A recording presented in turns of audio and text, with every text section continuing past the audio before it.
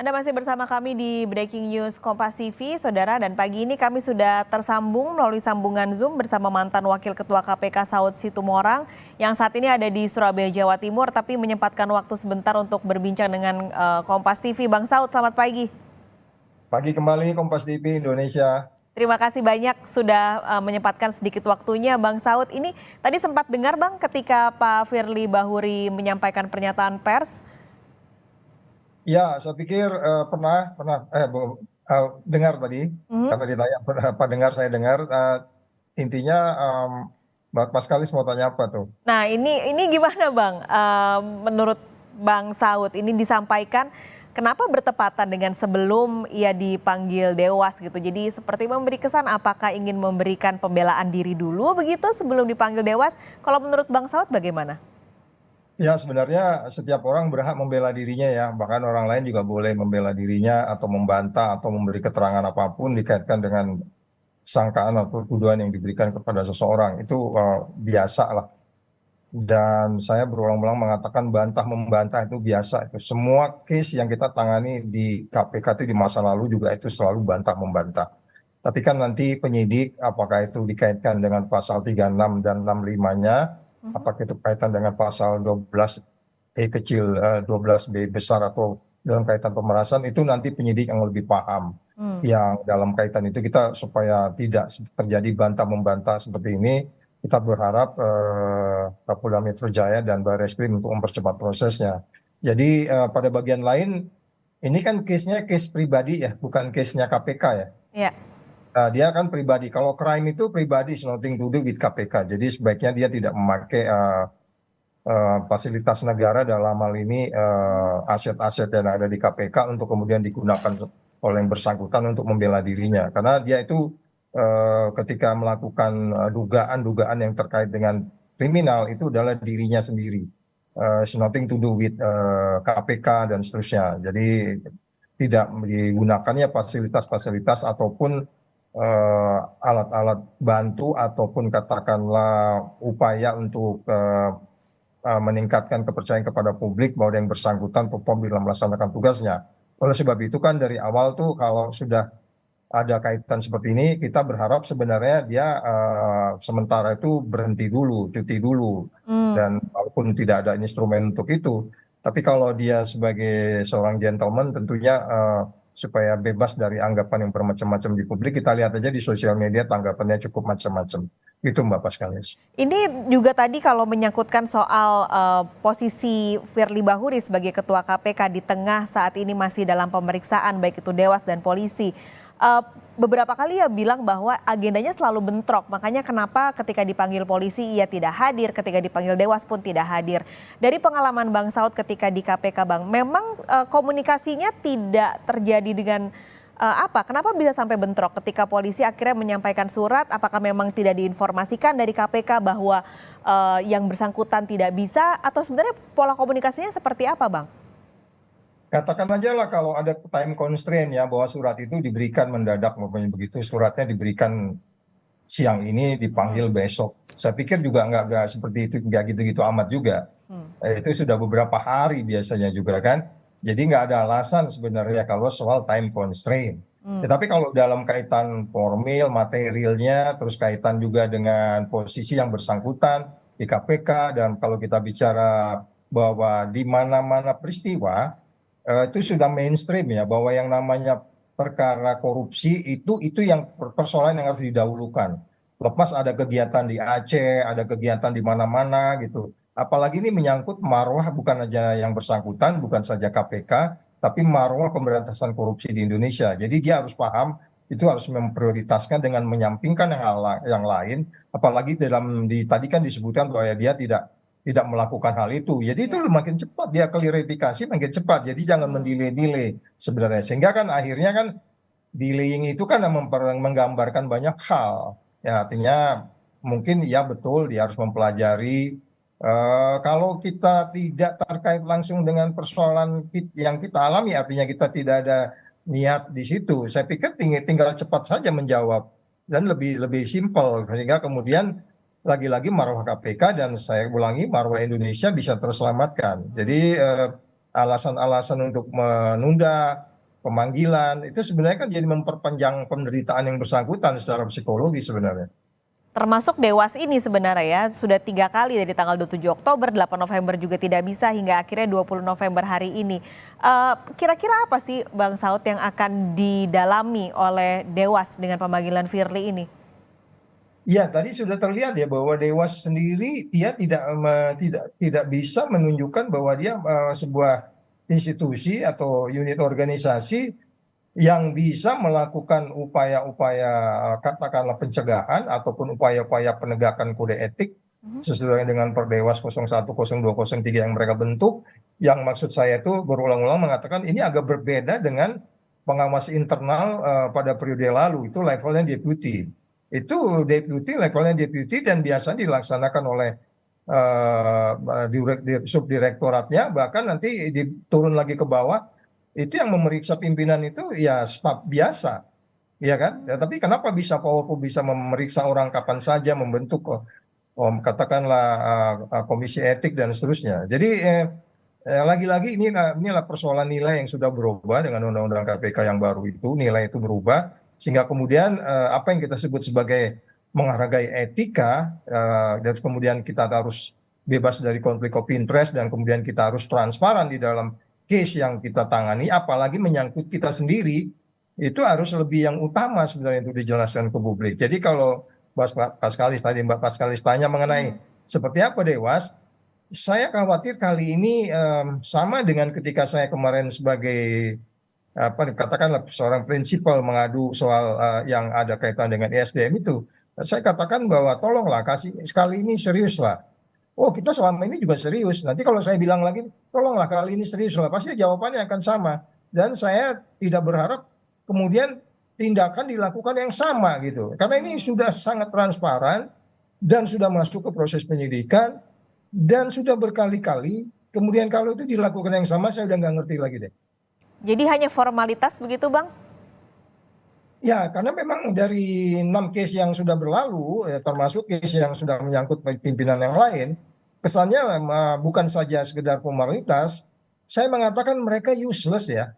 Mereka posisinya itu menegakkan etik yang mereka buat sendiri, value yang mereka buat sendiri, yang disebut sebagai integrity, sinergi, profesionalisme, kepemimpinan, dan keadilan. Itu kan value yang dipegang oleh mereka untuk mensensor orang-orang KPK. Value itu saya pikir coba ditanya publik deh, apakah ini berintegritas, apakah ini ada sinergi, ya kan, baik itu dengan Polri katakan atau dengan Dewasnya sendiri, ya kan, apakah itu profesionalisme pemimpinan kayak begitu gitu, apakah itu adil gitu. Jadi sangat-sangat gampang, apalagi kalau kita jabarkan integritas itu apa, itu kan ada poin-poinnya, sangat gampang untuk menyaring atau mensensor yang bersangkutan bahwa ada kode etik yang dilanggar, untuk kemudian tinggal memutuskan sanksi sedang, ringan, atau berat. Kalau berat tadi diminta mengundurkan diri, seingat saya itu pasalnya itu. Pada bagian lain, kita juga kan paham betul bahwa ini keadaannya semakin sulit karena memang larinya kan kemana-mana ini. Ada nuansa politik dan lain, dan sangat naik kalau kita bilang nggak mencoba adanya kekuatan-kekuatan politik atau yang bersangkutan coba menarik-narik kekuatan politik untuk kemudian terjun menyelesaikan persoalan ini sehingga menjadi lebih crowded. Oleh sebab itu kita berharap juga Dewas kalau panggil hari ini mereka nggak perlu nunggu-nunggu besok tuh memutuskannya, tinggal klarifikasi benar seperti ini enggak, mereka punya bukti ada, benar seperti enggak, mereka punya bukti bahwa dia melakukan ini, udah hari ini putuskan aja, nggak usah lagi tunda-tunda gitu, sehingga kemudian sekali lagi baik itu Barreskrim maupun di Polda Metro Jaya mereka lebih confidence juga, sehingga itu menghargai yang disebut sebagai ya kolegialitas di sesama penegak hukum, bahwa mereka bukan atas dasar benci, bukan atas dasar tidak suka, karena Dewasnya sendiri sudah menemukan ada suatu peristiwa pidana walaupun kelihatan mereka sangat lambat. Saya mengatakan kalau pertama kali melihat foto yang ada di media saja dengan asumsi itu tidak ada Photoshop, yang bersangkutan dalam hal ini Dewas 5 harus memanggil. Ini benar enggak? Kalau benar kamu kena pasal 65, nggak boleh bertemu dengan orang pihak berperkara. Pasal 36 dan 65 itu pidananya 5 tahun. Jadi sekali lagi kita berharap hari ini pemanggilan jangan menunggu lama-lama karena kalaupun benar dari Polda Metro Jaya meminta bahwa ada yang disebut sebagai supervisi, supervisi dimaksudkan itu bukan mengubah putusan. Supervisi itu menghargai kolegialitas sesama penegak hukum.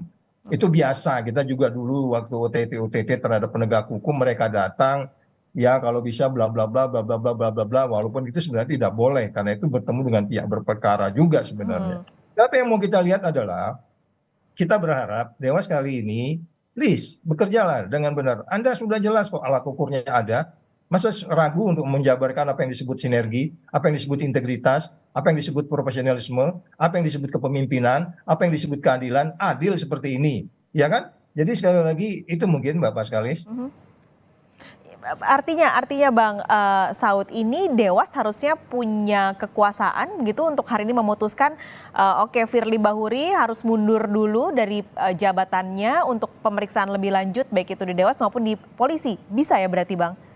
Oh iya, karena kan ini kecuali kalau mereka selama ini nggak bekerja ya, kan seharusnya sudah mulai collection information, lakukan cross checking, kirim staff, koordinasi dengan pihak Polda Metro Jaya, Bariskim dan seterusnya. Kemudian koordinasi juga dengan tim. Saya pikir dengan dia manggil ajudan saja kemarin itu Dewas sudah bisa jawab kok. Nggak perlu manggil banyak-banyak tuh. Anda untuk memutuskan sesuatu itu nggak juga mesti mengumpulkan informasi sedunia ini untuk menunjukkan bahwa ada COVID di dunia ini kan. Kan begitu, bahwa ada satu penyakit yang sedang menular gitu kan.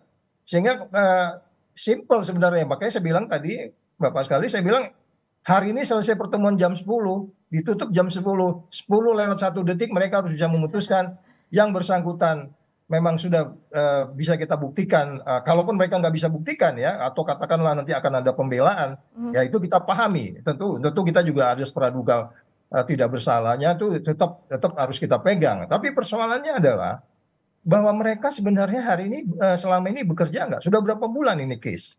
Iya kan? Publik aja bisa mereka-reka, walaupun kita selama ini kan informasi itu hanya kita tahu dari publik, dari media. Mereka kan harus lebih banyak informasinya. Kita aja yang menggunakan akal sehat kita, argumentasi kita, nalar kita aja sudah sangat syarat. Karena nggak boleh, Pak Skalis kamu nggak boleh ketemu, kalau kamu ketua KPK kamu boleh ketemu dengan orang yang ada perkara yang sedang ditangani itu pidana Mbak. Itu kan logika sederhana sebenarnya. Katakanlah kalau tadi dijawab saya tidak memeras segala macam gitu. Bertemu aja nggak boleh gitu loh. Dengan alasan apapun kamu nggak boleh ketemu. Meskipun pembelaan dari Firly Bahuri kan katanya itu ketemuannya sebelum Mentan ada perkara di KPK gitu. Itu apakah jadi salah satu pembelaan yang membuat tidak perlu Firly Bahuri mundur dari jabatannya, Bang Saud? Enggak. Kita lihat kronologisnya. Penyelidikan pengaduan masyarakatnya kapan? Kemarin saya juga kan di Polda Metro Jaya itu kan ditanya dalam kaitan pasal 36 dan 65-nya yang disebut sebagai ditangani. Sejak kapan ditanganinya? By definition ditangani itu sejak surat masuk KPK, masuk agenda, itu ditangani namanya. Kenapa pasal 36 dan 65 itu dibuat oleh membuat undang-undang? Karena memang ada potensi yang disebut sebagai asymmetric information, di mana pimpinan KPK akan mengetahui banyak informasi yang masuk, katakanlah 4.000 sampai 8.000 surat. Kalau itu tidak dikawal dengan perilaku integriti, dengan melarang, dengan alasan apapun, dengan pihak yang ada kaitannya dengan perkara yang sedang ditangani. Ditangani itu bukan maksudnya penyelidikan atau penyidikan. By definition dibuka surat pun soal agenda surat itu artinya sudah ditangani. Karena bagaimanapun kalau saya berniat jahat, saya bisa setiap membuka agenda surat, saya bilang, lo kalau terima surat laporin gue ya. Nanti gue baca nih, apa yang masalahnya. Kan maksud pasal 36 itu kan lebih kepada mencegah dan melindungi pimpinan KPK sebenarnya. Sehingga kemudian dia confidence bekerja, kemudian ada check and balance dengan staff. Sehingga kemudian dia fokus pada pekerjaan-pekerjaannya. Sehingga ada konflik of interest. Pasal 36 dan 65 itu kan filosofinya di situ. Jadi kalau dibilang dia bermain di time constraint, ya lu baca majalah aja deh, majalah itu cukup kok, di situ ada majalah investigatif udah jelas di situ kronologisnya, kapan ketemunya, kapan main badmintonnya, kapan penyelidikan dimulai, kapan ada kaitan juga dengan rumah-rumah yang disebut rumah aman dan seterusnya itu Mbak. Oke, Bang Saud masih ada beberapa pertanyaan lagi yang ingin saya ajukan, tapi kita jeda sejenak dulu Bang, nanti kita akan kembali berbincang di Breaking News Kompas TV, dan pemirsa jangan kemana-mana, Breaking News Kompas TV akan segera kembali. Kami pagi ini masih bersama dengan mantan Wakil Ketua KPK Saud Situmorang yang bergabung di Breaking News Kompas TV. Bang Saud, kita lanjutkan lagi ngobrol-ngobrolnya. Tadi sudah banyak dikupas. Pertanyaannya lagi, saya jadi penasaran. Apakah kalau tadi Bang Saud bilangnya useless gitu ya Dewan Pengawas KPK. Apakah mungkin ini karena Dewas tidak punya bukti kuat? Ya, itu sebabnya kalau kita bicara bukti kan itu ada waktu untuk mereka mempelajarinya. Tapi kalau kita lihat apa yang sudah ada di publik sekarang itu, saya yakin mereka harusnya lebih banyak fakta-fakta atau bukti-buktinya. Karena mereka punya otoritas, mereka juga digaji untuk itu, ya, dia harusnya lebih banyak daripada kita yang hanya mengetahui sepotong-sepotong yang diberitakan oleh Kompas, diberitakan oleh media lain, ya kan? Kita kan sepotong-sepotong. Tapi itu yang saya bilang di bagian depan, sebagai orang yang memiliki nalar logika dan argumentasi, kita saya pikir cukup cukup apa ya, bisa memastikan bahwa ada sesuatu yang menurut kita itu sudah tiba saatnya untuk dilakukan penegakan kode etik kepada yang bersangkutan. Oke. Pada bagian lain kalau kita bicara ke behavior, kan sudah ini bukan peristiwa yang pertama gitu. Bahkan ketika beberapa saat setelah dia berada di KPK pada saat belum menjabat juga banyak peristiwa-peristiwa yang situ sudah disebutkan. Ada peristiwa yang menurut Komisi Etik ketika itu ada kode etik yang dilanggar.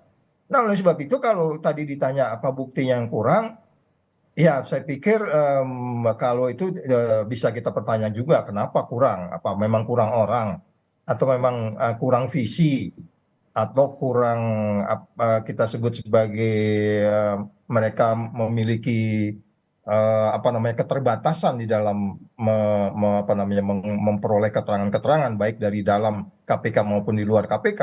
Pada bagian lain kan Kapolda Metro Jaya Polda Metro Jaya kan sudah meminta untuk melakukan supervisi. Di supervisi itu kan ada koordinasi nanti, ada bicara-bicara di situ, tukar menukar informasi di situ. Sebagaimana kita ketahui mereka sudah meneliti sekian banyak orang melebihi dari yang ditanya-tanyain oleh Dewas sendiri. Sehingga kemudian itu bisa meyakinkan. Kan persoalannya sekarang itu bagaimana kita tidak ada dalam batas keraguan kita. Memang sudah terjadi peristiwa yang kita anggap sebagai pelanggaran kode etik ataupun peristiwa pidana. Nah, oleh sebab itu ya tadi ada disebut sebagai supervisi yang kita sebut itu ya itu sebenarnya sudah bagian yang tidak menjadi alasan untuk mereka tidak memperoleh informasi yang sejelas-jelasnya gitu Mbak. Oke, ini kalau bicara soal supervisi ini pada pekan lalu ada rapat dengan pendapat antara Polda Metro Jaya dan KPK yang hasilnya tidak perlu ada supervisi KPK, hanya sebatas optimalisasi koordinasi. Apakah itu artinya nanti hasil dari pemeriksaan Dewas ini akan juga diserahkan ke Polri ataupun sebaliknya pemeriksaan dari Polri akan juga menjadi bahan untuk Dewas, Bang Saud? Ya, ini pertanyaannya adalah siapa memsupervisi siapa gitu. Kalau di peristiwa lalu ya kalau kita ada case di daerah, artinya mereka kesulitan untuk mengungkap bukti-bukti, banyak alasan lah kesulitan itu apakah itu umpamanya kalau kerugian negara dan seterusnya. KPK yang memsupervisi aparat penegak hukum lain supaya mereka bisa perform dalam menindaklanjuti SPDP lah katakan gitu penyidikan. Nah, untuk konteks ini yang mensupervisi siapa ini? Kalau common sense saya yang mensupervisi itu adalah pihak kepolisian mensupervisi KPK. Atau kalaupun dibalik, katakanlah KPK yang mensupervisi pihak kepolisian, ya artinya mereka harus mendorong, bukan menghentikan atau mengurangi bukti-bukti yang dimiliki. Tetapi karena memang ini kekuatan buktinya memang sudah memungkul banyak orang di pihak kepolisian dalam ini Polda Metro Jaya dan Barreskrim, saya lebih cenderung ini adalah Polri dan Barreskrim yang mensupervisi KPK bahwa ini tolong didorong, kamu pakai instrumen kamu, tolong bantu kita untuk kemudian meyakinkan kita bahwa ada peristiwa pidana dalam hal ini yang dilanggar sesuai dengan kode etik yang Anda miliki. Sehingga kemudian ini yang saya sebut di banyak tempat sebenarnya bisa juga tanpa supervisi. Artinya KPK jalan sendiri dengan komisi etiknya, silakan Anda putuskan sendiri, either itu nanti bersalah atau tidak, tapi kemudian Polri juga melaksanakan kewajiban mereka untuk kemudian melakukan segera yang kita sebut sebagai penentuan kapan dimulainya penahanan dan seterusnya. Jadi supervisi ini saya lebih cenderung kalau kita lihat dari kacamatanya KPK, apakah mereka yang mensupervisi? Saya lebih cenderung yang mensupervisi sebenarnya dari pihak Polri-nya. Ini kami mau perlu ini. Anda gunakan instrumen Anda supaya kemudian kita kembali lagi kolegialitas sesama penegak hukum ini tidak tercederai dengan kita anggap yang disebut sebagai masyarakat adanya masalah-masalah pertentangan dan seterusnya. Walaupun kita tidak perlu ewo pakai ewo di situ. Jadi sekali lagi supervisi itu jelas itu adalah untuk memperlancar sampai kemudian mereka bisa mengatakan tidak cukup bukti, ya silakan saja gitu. Tapi kita sudah pada keyakinan kita, batas keyakinan kita, beyond reasonable doubt kita bahwa memang peristiwa pidana itu ada gitu, Mbak. Oke, berarti kan sebenarnya tadi rekan kami di KPK sempat mention bahwa Dewas KPK memunculkan opsi mungkin saja nanti akan ada konfrontir antara mantan Menteri Pertanian dan juga Firly Bahuri ketika ada hal-hal yang tidak sama dan tidak sesuai. Berarti sebenarnya tidak perlu ya Bang Saud? Ya, ya. Jadi kalau umpamanya kita semua pihak yang berkaitan dengan kasus ini sudah dimintai keterangan, sebenarnya sudah masuk dalam tahap sebenarnya tinggal decision aja, keputusan gitu. Memang ada yang disebut sebagai kalau kita bicara formil materi di penegak hukum, boleh saja bahwa orang harus dipanggil dulu sebelum kemudian diputuskan untuk ditahan dan ditangkap dan seterusnya. Tetapi kalau di Komisi Etik, mereka saya nggak paham sekarang mereka menyusun SOP-nya seperti apa untuk memutuskan seseorang itu menjadi benar-benar melanggar kode etik yang mereka miliki. Pada bagian lain kita sudah paham betul mereka punya ukuran-ukuran yang terukur betul yang namanya integritas itu apa. Ada nggak integritas yang dilanggar? Ada nggak keadilan? Ada nggak profesionalisme yang dilanggar? Profesional itu yang namanya ketemu dengan pihak berperkara, dia bahkan nggak paham undang-undang KPK. Jadi sekali lagi kalau kita katakan akan ada cross check, double check dan seterusnya itu sebenarnya diarahkan untuk membuktikan bahwa memang ada peristiwa pidana yang dilanggar.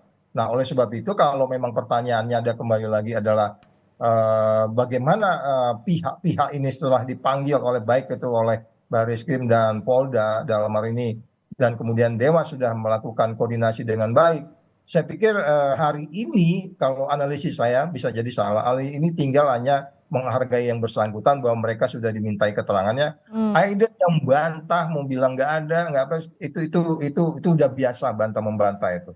Itu biasa di mana saja. Dan kekuatan buktinya nanti yang akan saya pikir berada di tangan Dewas sendiri dan saya pikir mereka sudah detail ya berdiskusi dalam yang disebut sebagai koordinasi supervisi kemarin untuk memutuskan bahwa hari ini makanya saya bilang tadi ditutup jam 10 jam 11 putuskan udah umumkan ke media yang bersangkutan bla bla bla supaya kita bisa bekerja lebih cepat lagi memberantas korupsi. Oke. Ini berarti kalau dari sebelum-sebelumnya pernah adakah Bang Saud konfrontir seperti itu? Itu biasa ya, artinya di apa namanya dipertanyakan gitu. Walaupun sebenarnya itu nggak perlu amat sebenarnya. Kan seorang penyidik itu kan paham betul. Ya tentulah itu Dewas itu punya mindset penyidik, apalagi punya background penegak hukum, mereka paham kok. Tinggal kita hanya mengetuk hati nurani mereka untuk kemudian mereka memutuskan bahwa mereka orang-orang yang memang berintegritas dalam kaitan penegakan kode etik. Jadi kalau model-modelnya konfrontir, cross check, double check dan melakukan metode-metode lain itu sebenarnya itu kan hanya untuk memastikan bahwa memang ada peristiwa itu sehingga itu bisa aja diterima sebagai sebuah upaya untuk memastikan bahwa kita tidak abuse of power terhadap terduga dalam hal ini pimpinan KPK. Dan Anda melihat koordinasi antara KPK dan Polri dalam kasus ini apakah sudah baik atau masih ada yang harus diperbaiki kah? Saya melihat itu justru inisiatifnya datang dari ini ya, mungkin karena memang case-nya di kaitan pasal 3565-nya itu dan pengaduan masyarakatnya itu kan dilaporkannya ke mananya ke Polda, terus kemudian mereka melakukan sehingga mereka leading di dalam melakukan investigasi dan sampai kemudian memutuskan penyidikan. Tetapi saya pikir kalau kita bicara kenapa mesti justru yang lebih lebih efektif, lebih terbuka, lebih cepat itu di Polda kita bisa memahami atau Barislim. Tetapi sebenarnya kalau Dewas memiliki sense yang baik, karena ini menyangkut pimpinan, karena ini menyangkut tidak saja menyangkut kerugian terhadap KPK, kerugian terhadap organisasi KPK, ini kerugian terhadap negara. Jadi mereka tuh ada di Perdewas 0102 itu nanti mereka akan memutuskan sanksi berat, ringan dan berat itu berdasarkan kelakuan yang bersangkutan ini merugikan apa aja. Kalau merugikan organisasi sanksinya ini, kalau merugikan deputi merugikan ini, kalau merugikan negara sanksinya ini. Ini kan sudah merugikan kita semua ini. Merugikan tuh dalam pengertian itu membuat sebuah persoalan yang ya sangat-sangat spektakuler, artinya sangat besar potensi mendapat perhatian publik karena ini pimpinannya. Oleh sebab itu kembali lagi pertanyaannya tadi adalah kalau memang itu proaktifnya itu di saat ini kita lihat di Polda dan dalam ini Polri, seharusnya proaktifnya itu berada di Dewasnya karena dia digaji untuk itu, Mbak. Dia nggak ada kerjaan lain tuh kecuali digaji untuk melihat perilaku orang di KPK. Kemudian ketemu lakukan penindakan gitu. Ditambah kalau di polisi apakah tidak ada penyalahgunaan jabatan mengingat ini yang diperiksa adalah jenderal? Ya, itu makanya kembali lagi saya kemarin juga mengatakan di beberapa media yang kita sebut sebagai kunci mengunci itu sebabnya kan Kapolri sudah menegaskan dia punya sudah punya sense, sudah punya informasi tentang potensi kunci mengunci di dua institusi ini sehingga kemudian kita berharap itu sudah tidak boleh terjadi lagi gitu. Fakta itu fakta. Apapun seketika seorang bertugas sebagai apa, dia harus melakukan itu. Soal kemudian ada peristiwa lain di luar ini yang menyangkut orang-orang yang menangani case ini, itu soal lain. Tadi kita bicara keadilan juga. Menurut sebab itu, sekali lagi, upaya untuk mengatasi kunci mengunci itu, upaya ini lebih cepat. Sehingga kemudian ada kepastian hukum. Ini kan tujuannya, hukum itu kan harus pasti. Terus kemudian ya adil dan bermanfaat. Jadi sekali lagi, itu bisa diatasi sebenarnya kalaupun ada indikasi-indikasi seperti itu seperti yang kita lihat di publik bahwa ada seperti bear game tukar menukar yang enggak lah itu enggak boleh lagi dilakukan seperti itu nanti indeks persepsi korupsi kita jatuh lagi nanti kayak negara Afrika sana. Jadi kita nantikan hasilnya berarti Bang Saud hari ini bagaimana pemeriksaan Dewas pada Firly Bahuri. Bang Saud terima kasih banyak sudah berbincang pagi ini di Breaking News Kompas TV. Sampai ketemu lagi, sehat selalu Bang Saud.